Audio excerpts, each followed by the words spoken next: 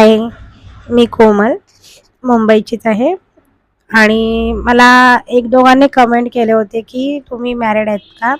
आणि मी पण त्यांना कमेंट केली होती हो मी मॅरिड आहे म्हणून. मग ते विचारत होते तुमचे मिस्टर काय करतात वगैरे. तर मला त्यांना एवढं सांगायचं आहे की माझे मिस्टर आज 2 वर्ष झाले. तर 2 वर्षापूर्वी ते अपघाती मृत्यूमध्ये हे झालेत ते. तर त्याच्यामुळे मी आणि माझा छोटूच असतो, आम्ही दोघंच असतो.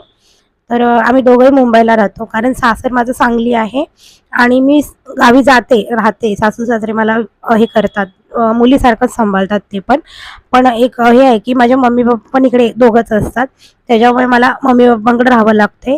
आणि दुसरी गोष्ट माझ्या छोटूसाठी मी इकडे राहते कारण गावी पण मी राहू शकते, पण गावी मला कारण कसं छोटूला मी इकडे शाळेत टाकलेलं आहे, त्याच्यामुळे मला छोटूसाठी इथं राहावं लागतंय.